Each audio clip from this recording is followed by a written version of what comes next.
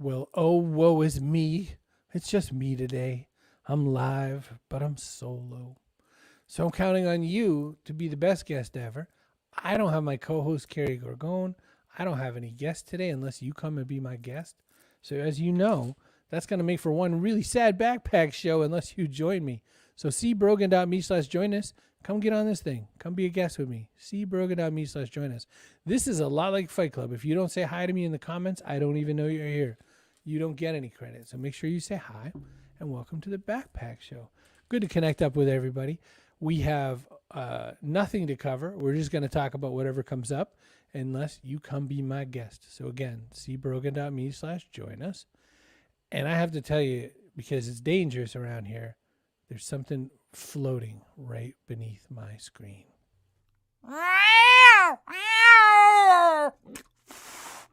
Hey, Chris, buddy, feline invasion coming your way. Hit the floor, man. Hit the floor. Because evidently the cat knows I'm alone, and the cat knows I'm going to be on the show. So hi to Coach Woodard. How you doing, buddy? How are you doing? Hope you're doing well up there. Hi, Chloe. You could come on the show, Chloe. Hey, Paul, how are you? And also hi to Ann. So I'm going to do the things I'm supposed to do here. It is so weird not having Carrie to help me push the buttons, but she's got so much on her plate right now. So we'll start with this.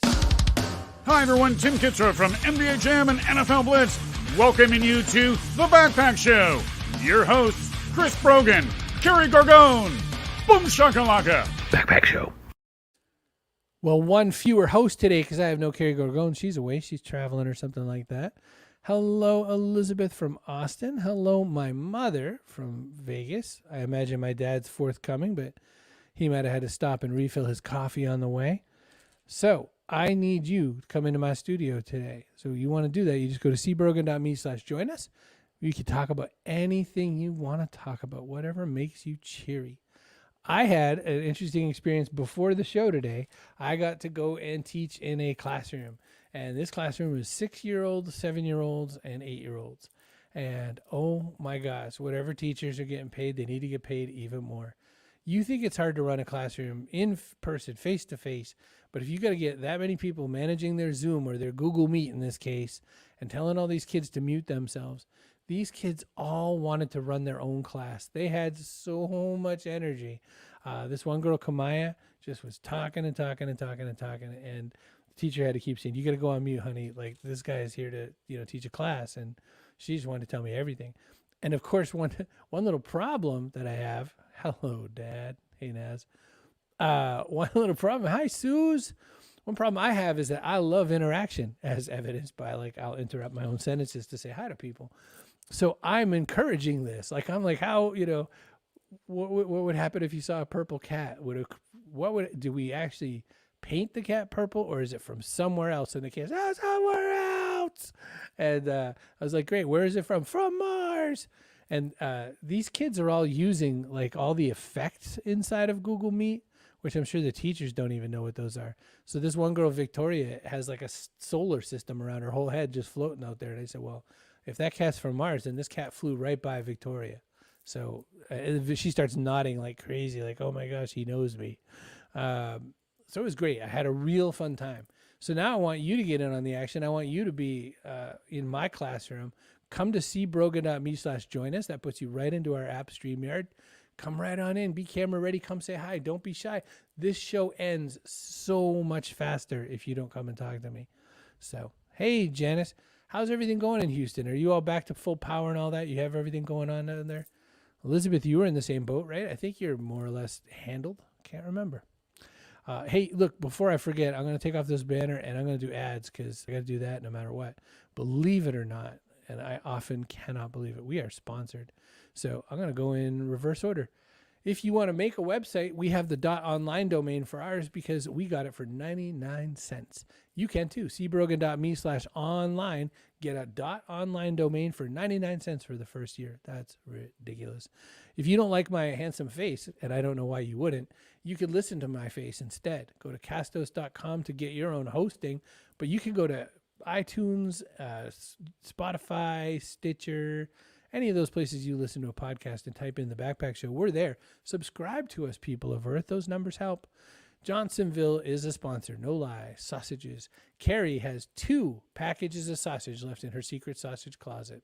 So if you want to get involved in this, you got to send an email, carrie@chrisbrogan.com. I wonder how many people think there's really a sausage closet. See brogan.me/StreamYard to make a show just like this. We can talk to people in Milan with this show. All you have to do is have StreamYard. See brogan.me/StreamYard. And if you're an author, Cody Wooden's got a book in him. You can write a book and then publish it, and then you can have your own cool author website at PubSite, pub-site.com. That's a good place. That's it. That's all my things. So let's see. Janice says, I have full power and water, just dealing with busted pipes. Ugh, no bueno, they say. Sweet, and we'll be in Houston racing sailboats Saturday, Janice. I don't know. I see a cup of coffee in your future. Who knows? Leslie says, I always love it when I got to visit our classrooms. Leslie still works in the school universe somewhere, I believe. Naz, where'd you go, buddy? I just had you there. I was just getting ready to pull you up. It's not that long a flight from Milan. Come on back on over. Well, I guess I'll have to wait. Naz looked around, thought about it, said maybe not. I don't know. He looked like he was in a coffee shop. So cbrogan.me/join us. And, the best part about the school thing is that there's always that sense of people doing interesting and useful things. There's always that sense that kids have really cool big ideas. Well, Chloe, I'll tell you this. I think I would be into it. There he is. Naz, I thought you went to get a sandwich or something. What happened? No, I had to switch from my weird Wi-Fi today to my cell phone. I don't know why. How you doing, buddy? Are we in a coffee shop? No, I got some people. I got to wear masks and stuff. So we're not in a coffee shop. We're in the studio here in beautiful Brera. Yeah, I'm taking an interruption from work. That's okay. Yeah. What's out the window? Yeah. Can we see anything cool? Let me see if you can see something cool. Not much, because we're inside. Can't show you much apart from the cat was here a couple of minutes ago, but now he's gone. He's camera shy. I could issue a feline alert. Tell me a little bit about what's going on over there. What kind of work are you working on today? Well, currently today we're working on developing some B2B additions to a client of ours website. Nice. And they basically is a glass company. They do high-end design glass products. Working on that today.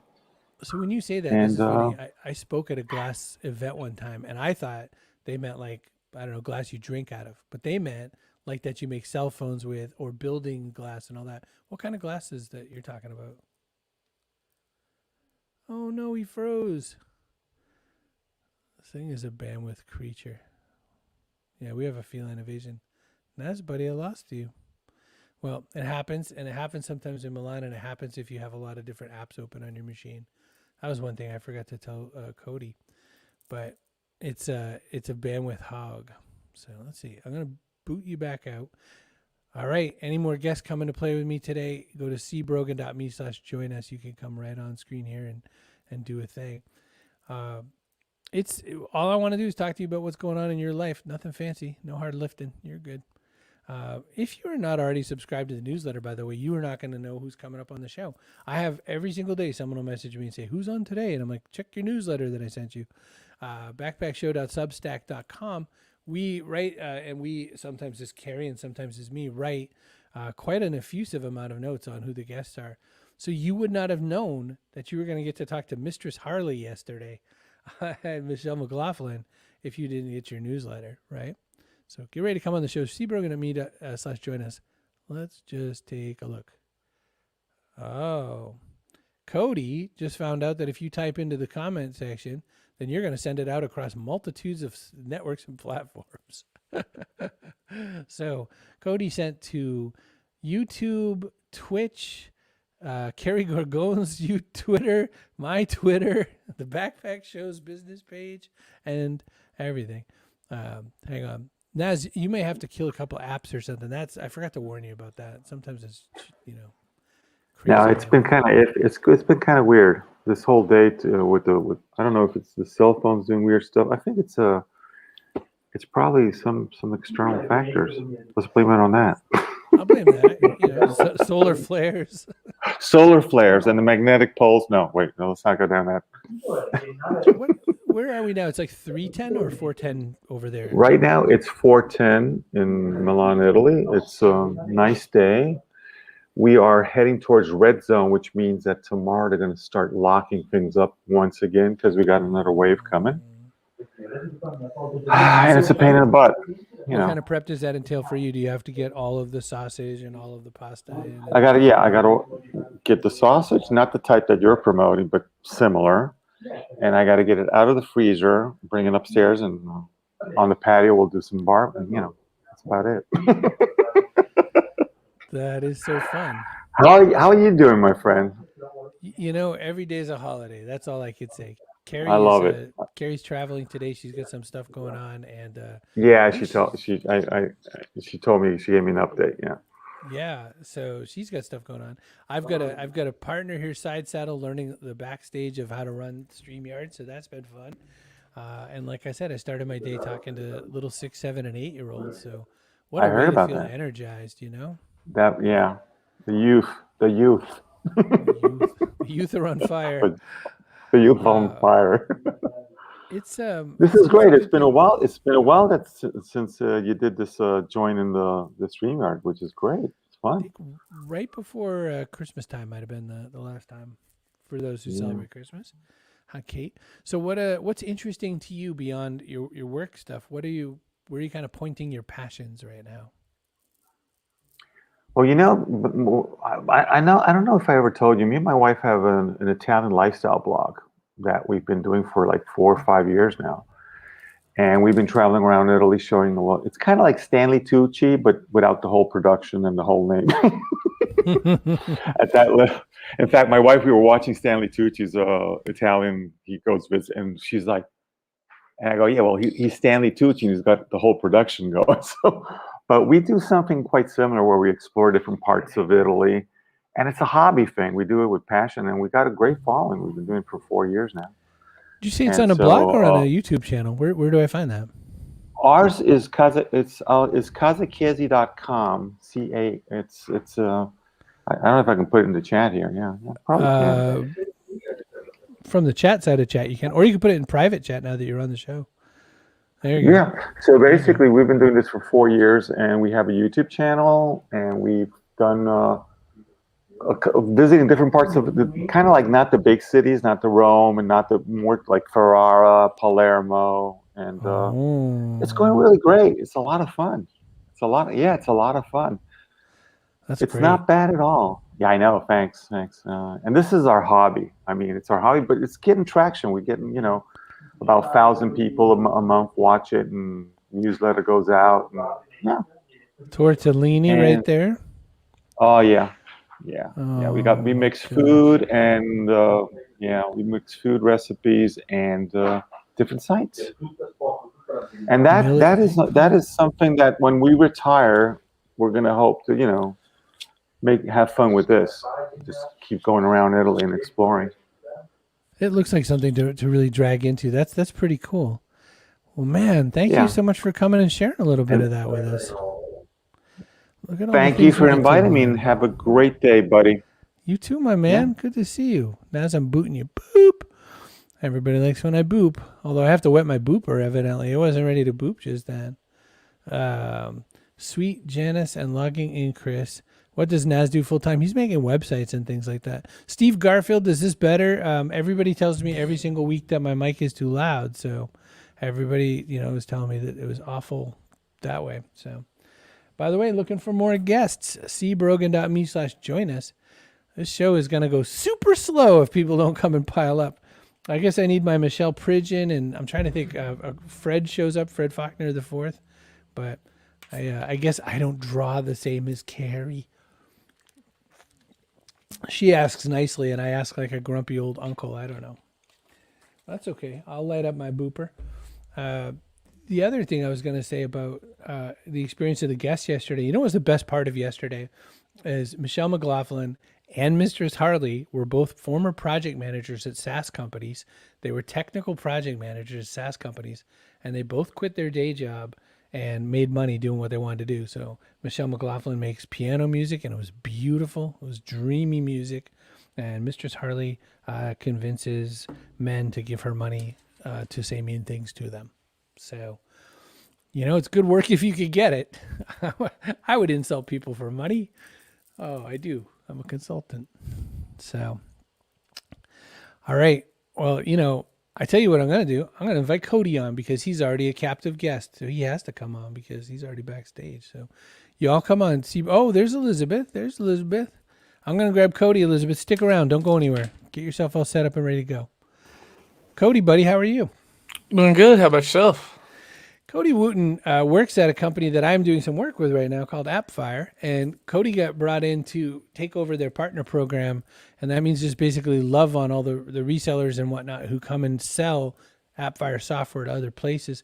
Cody is just about to start launching into a series of video shows himself. What do you think so far? Like, you're at the part where you're trying to absorb everything, trying to figure out what it's going to be about. What do you think is going to be hard? What do you think is going to be easy? I think probably one of the hardest parts is going to make sure that I know exactly what's going to bring value to the partners. So all the content stuff, we can come up with ideas all day. Everybody's got an idea. We can execute them. But the most important part is going to be able to see, what actually is valuable to those partners. What are they actually going to use?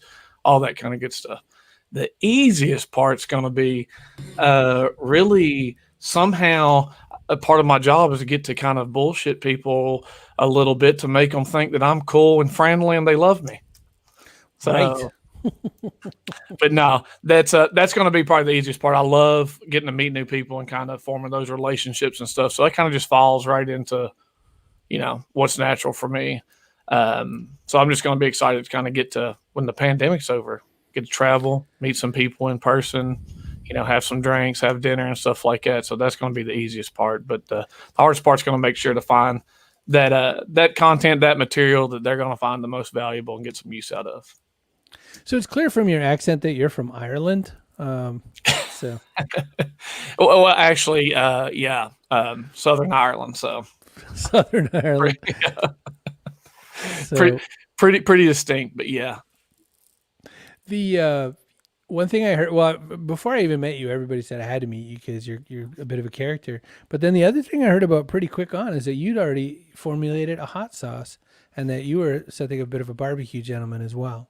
Yeah, so my dad has always been I'm actually an extremely picky eater.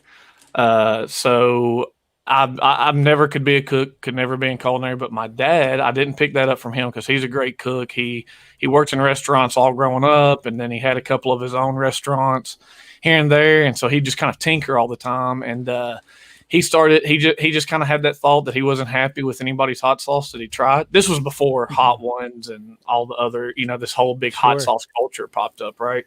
So he kind of started just tinkering around and kind of came up with his own and started showing it to friends and families. And I'm from Kentucky, in small town Glasgow, Kentucky. It's like every Saturday we basically had a huge cookout, like get together. They called it the Saturday Night Crew. And as a kid, it would be like 40, sometimes close to 50 people would just kind of get together at different people's houses, and it would be that person's job to cook and host and all that kind of stuff. So he started showing that salt, he started putting that sauce on shoulder. We have thin cut shoulder here. Started putting it on wings and stuff, and it just kind of become like a little staple here in our little community where people, it's been like 10, 12 years probably since he's had it. People still buy it. They still, ring him up, say, I need a bottle.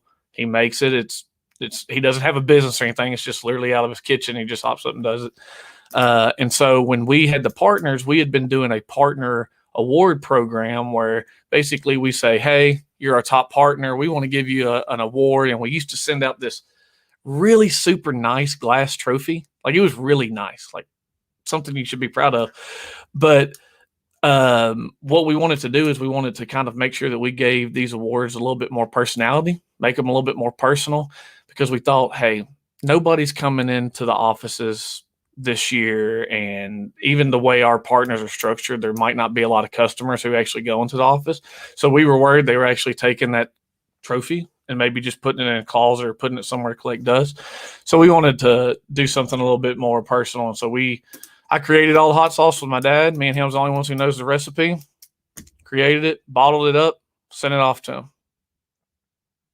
That's impressive work. I mean, it's not simple to do, but like you said, it's family business, so you had some practice in it and whatnot. Right, a little bit.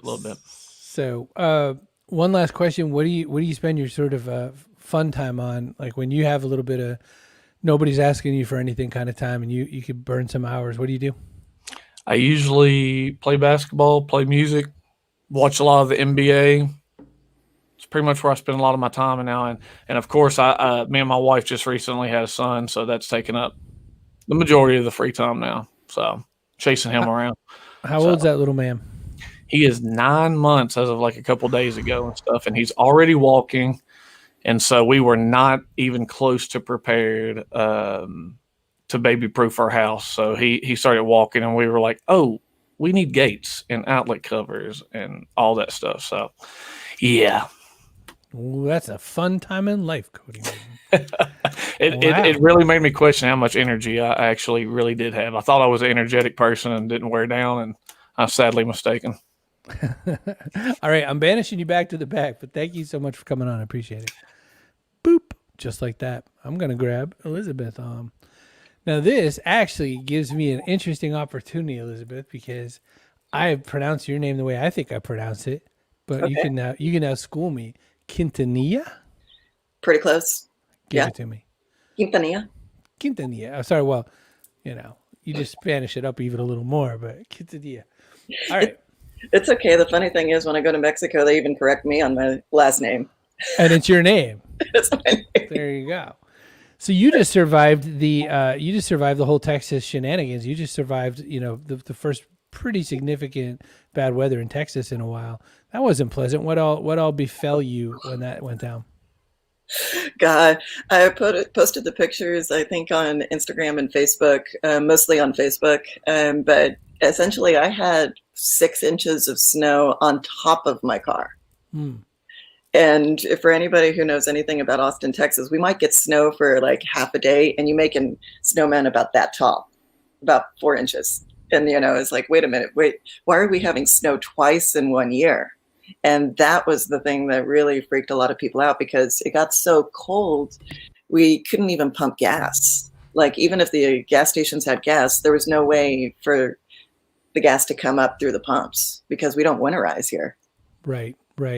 So that caused you a bunch of problems. Your place where you lived, you ran out of power, you ran out of water. Like, what else happened? No heat, probably, I guess. No heat, because since I'm in an apartment, and so there is no fireplace, there is no gas appliances. So essentially it's Wi-Fi, water, and heat are my main bills. And isn't, when you think about it, it's like, wait a minute. So when you have no power, then all your heat's gone. How are you supposed to cook anything? And you can't microwave, you can't do anything.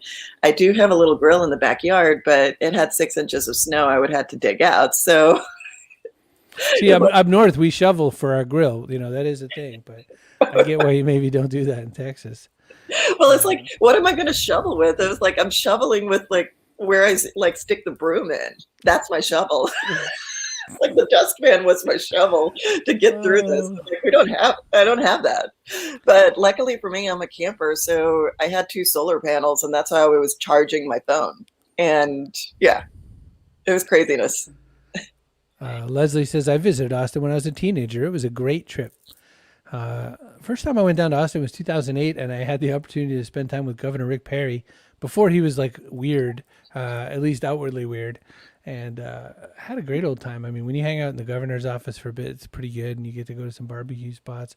What do you recommend people do when they come to visit Austin? What's some part of Austin they maybe don't know about or they haven't tried? Oh, definitely the barbecue tour, because actually some of the best barbecue is actually in Lockhart. And so you have the 2 rivalries down in Lockhart, the 2 families. I can't remember both of them. Oh, Kreitzig and I can't remember. But you have to hit, and then Black. So there's 3 different barbecue spots in Lockhart. Then you have Snow's, which is breakfast barbecue. And then the really cheesy tour of some guy who was stuck in prison and escaped. And so they'll give you the complete cheesy small town tour. And then everybody, wants to go to the Salt Lick, and the Salt Lick is actually fun. So, I mean, we have a college reunion there every New Year's. Stubbs, I guess, as well. I mean, there's a bunch of them down there. I'm still back on breakfast barbecue though. I'm always just kind of wondering about what that's going to be like. Does that mean you take an Eggo and you put some barbecue sauce on it? How's that work out? No, you just actually go there and have barbecue for breakfast. Oh, got it. Okay. Yeah. So, and I'm also gluten free, so no Eggos for me. No Eggos, gluten free. So when you're not doing your work, what other kind of things are you doing? What keeps you interested and entertained? You sell pictures. Okay. No. I go sailing. So there's water evidently in Texas, I've been told. I went to the Redneck Riviera once myself. I went to Port Aransas and hung out down there a little bit. But there's a sailing group in Austin, evidently. There's lots of sailing groups in Austin, and I'm actually originally from Corpus, so I know where you're talking about in Port A. So we used to hang out there all the time growing up. I didn't get a chance to sail growing up as a kid in Corpus, so it just wasn't available to me. So I didn't get a chance to start really sailing until college, and then you go do this, that, and the other. So I got back into it after a break in my 40s. So I'm actually in my 40s, and it's fun. Lake Travis is huge when it's not.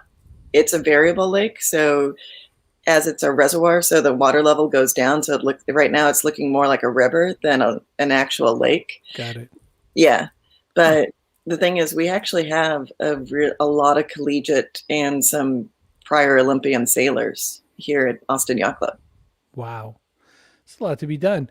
I was thinking about those rowers we had on the other day, and it's interesting that they share a lot more camaraderie with you than I thought. I figured there'd be some kind of a rivalry. Oh, you just let the wind pull you around, but I couldn't get it started. I couldn't get a fight out of them. No, I mean, the thing is, it's like downtown, like Austin, you see the rowers all the time. So they need the calm, steady level lake. So it might vary about 3 to 6 inches, during our drought season, it will go down. But, they need very calm, clear water, which is anything but Lake Travis. But Gotcha. the thing is, you need a really strong core if you're racing as crew. So you can drive the boat, Chris, today. It's no problem. But if you're going to be jumping around and lifting, raising the halyards and doing all of that trim work that you see in the America's Cup, you got to stay in shape, and rowing's great. If I'm hoisting the mainsail and getting in the crow's nest, I don't know. I'm running out of words. There's probably not any crow's nest in a modern sailboat. No crow's nest. But last weekend we did send the boat owner's daughter up the mast twice because. Wow.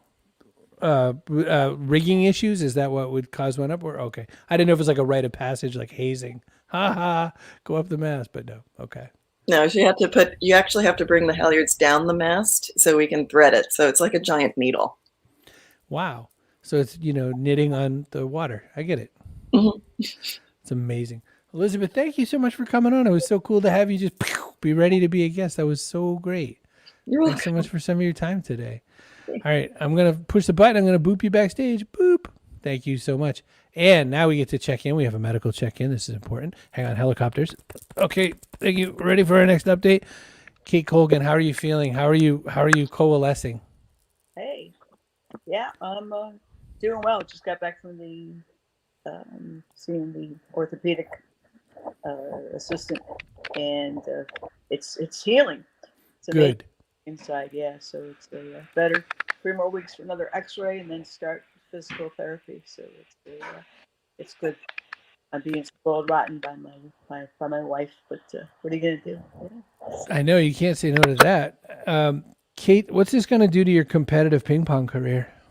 Yeah, I practice very much now in my dreams, so it's just intensified my dream power. So it's a little ping pong under the table. So I'll be very competitive and wait for 8 more weeks, and I'll be the champion. That's fun. I have a feeling your hand might be over the microphone port. So there we go. A little better. Here. Yeah. Kate, in all seriousness, no, you are ahead of the curve a lot of times, and then you immerse pretty heavily into the curve. One of the things I was thinking about over and over again is that you've been really interested in cryptocurrency for the last year or so. And now all of a sudden, every other conversation on that dreaded place Clubhouse is about NFTs. And I just saw even more news about NFTs today. I'm just curious to know, do you feel like, well, finally, guys, you finally caught up? Or, do you think everybody's going to do it crazy? Or what do you think is going to come of this? I think that, it's like anything else. I mean, people have to do their own research, and, it's digital art has been around for quite a long time. I think it can be a craze. I think that there's going to be people, that'll experience like anything else. They're going to do, the FOMO, which is the fear of missing out. They're going to buy some stuff. I personally have not bought any. The only ones that I might buy would be really just to help friends that I know to Got buy it. their art. But I'm not into. I know Gary Vee's very big into it. With the the NFT, with the sports cards, etc. It's like Sure. any collectible. I mean, it definitely has. It can have value like anything else could have value. And it's on the blockchain, etc. I would like to be able to see it in some ways. I think I mentioned to you one of the things that has been in my head would be as far as to be able to support homelessness. Yes. Actually, my idea, and how I am, but I'm like, I don't have the energy or the talent, but I would love to see. I have this actual photograph that I took of somebody, a homeless man, like 2 years ago, and I came across it again the other day, and I just love it, and I would love to be able to see somebody put, I think, the different projects together to take photographs or people to draw, etc., and to bring awareness through this particular platform, if you will. And then that people can, the artists, and they could share it, and Mark Horvath could get involved. And this is where I would love to see somebody take. I actually saw, there's a couple people, including the founder of, I can't remember, it was the founder of Dig. What's his name? But Kevin Rose? Yeah, Kevin Rose. Yeah, actually, Kevin was talking about how you could use it and help to benefit it. So, Nice. there's nothing new. I mean, again, it's just and it's not even like crypto, if you will. It's just on the blockchain. It's really nothing. It's just simply. However, what it is good for is that it can be an on ramp. The question though is it good because it can be an on ramp to introduce people, to the benefits of that. Yeah, exactly, to the benefits of it. But I also do get concerned. I know a young man in become a friend in Nigeria who, over the years, I've sent him some Bitcoin, etc. And it's interesting to see. I love it because he actually mentioned on his Twitter feed the other day how he's concerned that people will do the fear of missing out, and that they'll spend their money on an NFT as opposed to just buying Satoshis, if you will. Right. So it's a way to, but it's like anything else. He actually talked about, and then another person that I follow who's brilliant, he talked about how these college kids, he even said this, he goes, I can't believe these college kids are, jumping into NFTs. Aren't they supposed to be smart and do research? And they're not, and they don't know the difference between whatever. But again, it's just a matter of fear of missing out. How do I get into it? And there's some good on Clubhouse. There are some good discussions with some intelligent people. I mean, it's like anything else. You have to know the people that are really behind the source and the benefit of something, as opposed to just jumping on the Not bank. just the ones who are going to make the money from it, right, Kate? Exactly. Kate, I need a 30-second précis, and I know asking you that is tricky sometimes, but here's what. Your friend Chloe in Scotland has fallen on her sword. Can you explain what an NFT is to me, but like I'm 3 years old? Can I explain? Yeah, good luck. Yeah, thanks, Marty. Get here, Marty. I'll tell you what I'm going to do better, Chloe, is I will put a link in here afterwards. And then that would be the best version of somebody explaining to you like a 3-year-old. Okay. What I've learned is it's better to do it that way. I mean, it stands for a non-fungible token. but that's about it. But I will put something that it took me a while to find somebody that could explain it to us like you're a 3-year-old. So I will put that link and let the people that do it better than Kate do it that way. So how's that, Chloe? So You're always lovely, Kate. Thank you for coming on. I'm going to boop you. Boop. Thank you so much for being part of it. Now, one of the fathers of video blogging, back when it was vlogging, one of the most intelligent, wizardly, smart, funny, considerably handsome gentlemen of the world is going to talk to Steve Garfield. How are you, buddy? Oh, I love that. I'm doing well. How are you? I'm swell. I adore you. Thank you for pointing out the volume. Carrie tells me every single day that my volume is bad, so I've just been like knocking it down more and more and more. So Yeah, so you knocked it way down. Then the guest came in and he was blowing you out of the water. So then I had to decide, who do I want to listen to, you or the guest? And Right. then, Set your level. Yeah. It's tough because I even just getting on here right now, I had to figure out all my levels, and the system gives you a level, the app gives you a level, and and right now I don't hear myself, so Good. I don't know how we sound in comparison. Hopefully this sounds good. I bet you sound grand. So you sound fine to me. I don't know. What do I know? Well, that's cool. So Steve, I put in my calendar the other day and everything to come see your mom's show, and I had it for the wrong day. I put it the very next day. I saw that. Can you catch me up a little? What's going on Mom's show? What's she doing now? Okay, for those of you who don't know, my mom is Millie Garfield, and she's 95 years old, known as one of the internet's oldest bloggers, because I got her into it back in the day, like so many years ago. And she's, I guess she's lonely for people, connecting to people, because she's in a retirement community, and they all are very, very careful over there. So the dining room is closed, which she's really sad about, and they don't want them gathering together.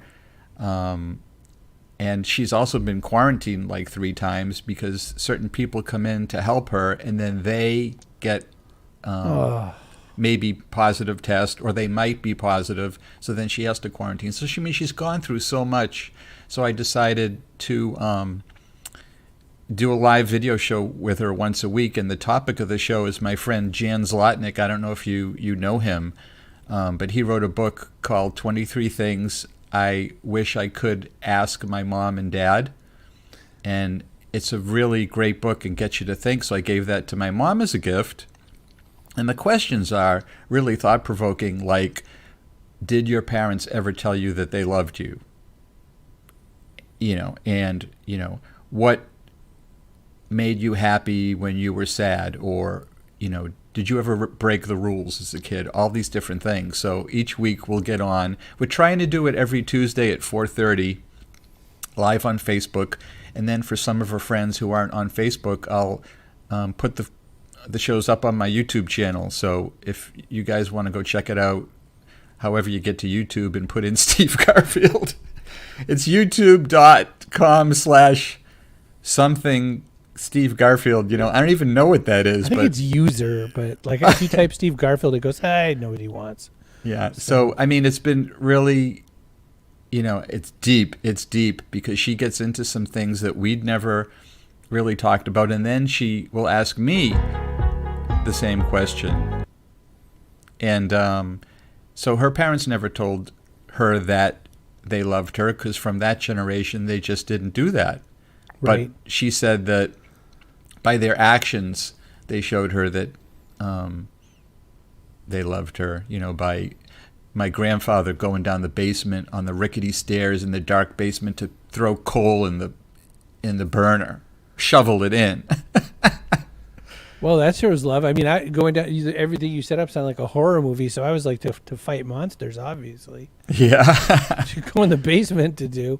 But that's pretty, that's touching stuff, Steve. Plus, at this time in her life, you want to capture all that you can. You want to have everything you can, because you want when Millie's 120, you want her to look back at this and say, man, I can't believe that's my answers 25 years ago. I hate these answers, and she'll give you new ones when she's 120. That's my opinion. 120. That's what I want to hear. Oh, man. So, Chip says StreamYard tries to do auto volume control. Yeah, it also, by the way, the minute you use StreamYard once, it takes over your volume on every other thing you own. Oh, I shut. I was trying to look at my volume. I just shut that thing off. So we just got a comment that says, "When is the show?" So and then he said, "Never mind, I got it." That was Carl. Just what I just said. Hey, Carl. Old video blogging week time. How much time do we have? Because I have one more thing we could talk about, or do you want to get another guest? You know what? I cede the stage to you, and then if it's super long, I'll just boop you. But keep going. What do you got? And then I'm grabbing Fen. I love when you cut off in the mid-sentence, so I'm ready to go at any time. It's like Ellen. She pushes the button and the person drops. Just they have no idea. So let me say goodbye now for when you boot me later. They boot you. I had to do a magazine photo shoot the other day, and it was really interesting because the person who edits the magazine had an email exchange with me, and they were kind of asking me if I wanted to do a cover shoot. So I was under the impression they wanted me on the cover. Yeah, that's what I'm thinking. And I was like, yeah, I can be available on these days. And then the emails went back and forth with me having the wrong impression that I was the cover subject. I'm like, well, what are you going to write about? Can you give me some more information about this? And she wasn't really giving me any information because she thought I was just going to be the photographer. So finally she says, well, the couple that you're going to be shooting will be there at 8 a.m. on Sunday. And I went, oh, so I'm not going to be the cover story? And she goes, ha, ha, ha, ha, you're so funny. So and meanwhile. So then I had to do a cover shoot, and I'm online like I've never done this before, and I've done photography for years, but I had to go look at, the ratio, like what you would want, and I have all these cameras, so I'm getting all the cameras I ever got through, eval programs and things. I'm getting them all ready. And I had a tripod. I brought Carol, my wife, with me as my assistant. I brought these huge white sheets, I know those things. Yeah, to reflect light. I brought one of these light stands with batteries and a USB. I mean, I had all the gear. And then we went to do the shoot, and the family brought their two little kids, 18 months and 3 years old. And so I had a shot list of everything I wanted. I'm like, okay, I'm going to get this shot, and I'm going to go do this one and that one and everything. So all that got thrown out the window. So I'm taking my shots, and then I'm like, well, let me just take some test ones with the iPhone, and I'm showing the editor of the magazine. She was there too. Here, this is what it looks like. You have room for the masthead, like on top. Yeah, that's good. And I'm taking shots with the iPhone. I took some shots with all the other cameras. And then later, when I got back home and I'm going through all my photos, all the best photos are on the iPhone. Oh my gosh! And which isn't necessarily bad because it has the live photo feature. Yes. Where you can click on the photo and you can get all the shots right around where you hit the button. So I'm like picking the perfect shots. So I sent in like 2 from one of the big cameras and maybe 8 from the iPhone. Oh my gosh. And the cover of the magazine is going to be the iPhone photo. I love it. That's so funny. And so the thing I was writing and sharing about this was when you're a professional photographer and you go out on a shoot, they're going to expect you to bring gear. And if I show up with just my iPhone, they're going to be like, I come out of my pocket, I'm like, okay, let's go. They're all going to be thinking, the impression is, what is going on? So, I think I'm ready to just bring the iPhone and forget all the gear, but I'm still thinking that I need to bring some stuff to lend credence to being a professional. Right, you have to bring those bags of gear just to litter the ground with, and then just put your iPhone out. Oh my gosh! Oh, you're always so good, Steve Garfield. You can find much more about Steve Garfield on the tweeters. Also, go to stevegarfield.com. Boop. Oh, I love Steve Garfield. What a handsome man. Coming up is Fen, though. I don't think we've talked face to face, have we, Fen? No, this would be the first time. Wow, how the heck are you? Thanks for coming on the show. That's pretty cool. Yeah, I just figured I'd give it a shot. Well, why not? What else would we be doing? Maybe work. Who knows? Right. So, what has been going on in your world? What's exciting? What's something that you're like, oh, this is good, versus the stuff you hate?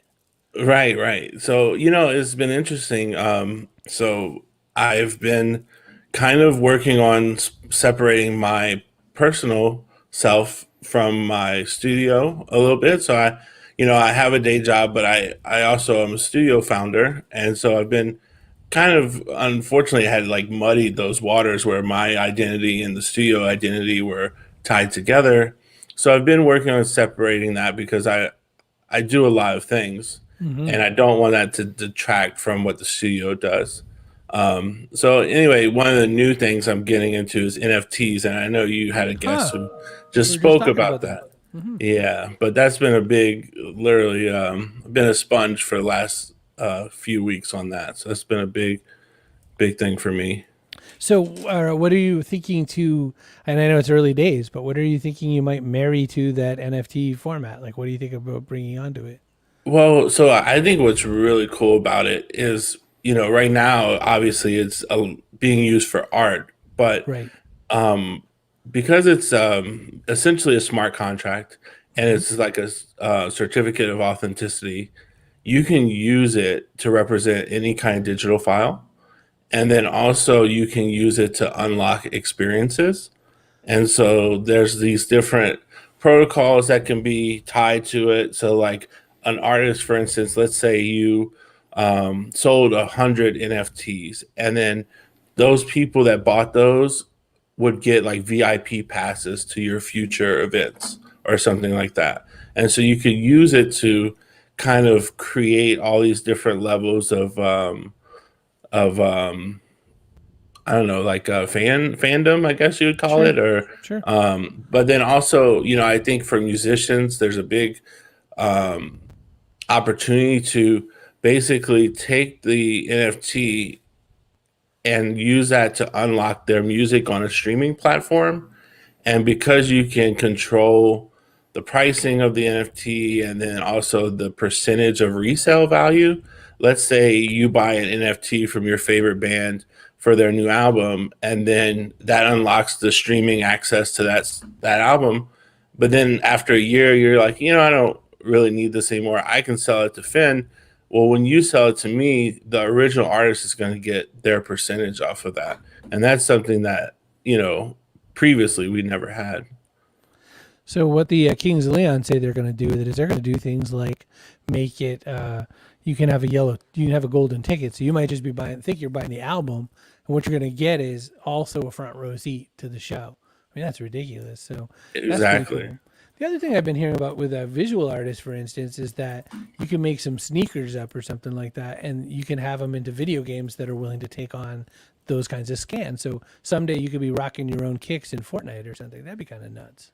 Totally, totally. I mean, it's really interesting. Like, let's say and I'm not, but let's say I was a renowned 3D artist and I had like a very specific style. So all my renderings had this like very specific texture. I could even sell that texture pack as an NFT, and then people could buy. It's almost like buying Picasso's paints, right? Like, Right. you know what I mean? Yeah. So Kind it's of so nuts. I mean, there's so many opportunities for artists that we never had before, But the main thing is being able to prove ownership of a digital file, and that's just, the beginning. That's useful enough for all the artists of the world who get screen grabbed to hell and back from Reddit and places like that. So their signature gets sliced every time that gets done. So Cody asked if NFTs are setting us up for Ready Player One, where people are going to have those virtual platforms where you buy something and it's real by merit of the fact that it has that contract tied to it. So that might be kind of true.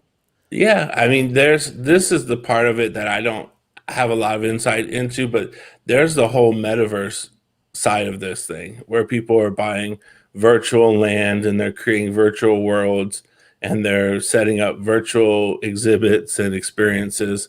So yeah, there's that whole side of it that I'm still learning about, but yeah, it's kind of crazy. It's, the future is now. Future is now. Fen, thank you so much for coming on the show. That was so cool. You took a shot and came on. That was Absolutely. great. Thanks for having me. Glad we caught up. Boop. I've booped Fen. That's it. Oh, there goes Cody typing to all of the platforms in the world again. Wizard. It doesn't matter to me. Carrie's going to be on here later going, why did I tweet that? So that'll be funny. Excellent lessons here, Fen. Look at it. I love it. I love the fact that, we get a show together like this. It goes really fast. Everybody works just fine. I just realized something.